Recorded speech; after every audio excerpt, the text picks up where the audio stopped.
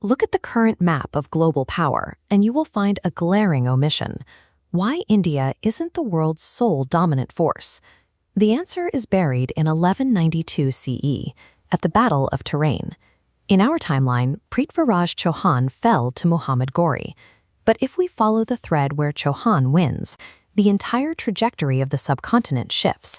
This victory secures the primary northern gateway into the heart of India, allowing the reigning dynasties to shift their focus from constant border survival toward long-term internal consolidation. Our actual history was defined by centuries of successive invasions that fractured local power and systematically exported the region's immense raw wealth to foreign capitals. By removing that initial 12th century collapse, the existing political and social structures remain intact, providing a stable foundation for a 1,000-year cycle of growth. Economic power is rarely about sudden gains. It is about the ability to keep what you have already built. These copper coins are artifacts of a deeply integrated currency network that was already thriving across early India, facilitating trade long before the first European ships arrived. This graph illustrates the power of compounding without extraction. While the red line shows the reality of wealth being siphoned away by conquest, the gold line tracks a timeline where that capital stays local, reinvesting into infrastructure and trade for 8 centuries. With the state coffers protected, trade hubs like Kannauj expand into massive centers of finance, controlling the flow of goods across the Indian Ocean and dominating the global silk and spice routes. By the time we reach the modern era, this centuries-long retention of capital has transformed the nation into a global creditor rather than a developing market. Wealth does more than build cities. It provides the luxury of time, allowing a society's intellectual class to move beyond survival and into high-level research.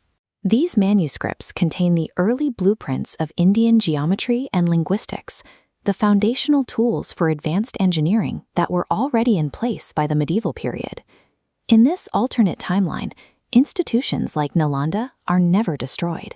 They evolve into modern research universities, turning centuries of unbroken scholarship into massive industrial breakthroughs that precede the European Renaissance by 200 years. When the British East India Company eventually arrives in the 1600s, they find a society that is technologically superior and economically impenetrable, leaving them with no choice but to depart.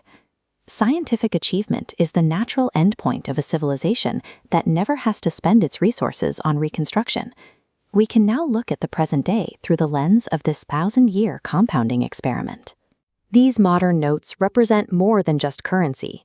In this timeline, the rupee functions as the world's primary reserve asset, required by every other nation to participate in global trade.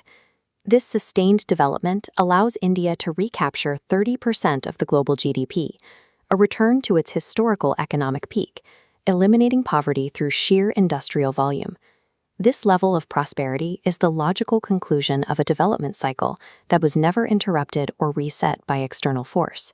This society eventually looks towards the stars, blending ancient philosophical inquiry with deep space exploration to expand the reach of Indian civilization across the cosmos.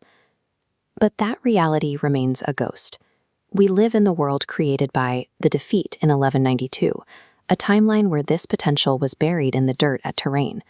The difference between a global superpower and a colonized past often comes down to the result of a single afternoon on a battlefield.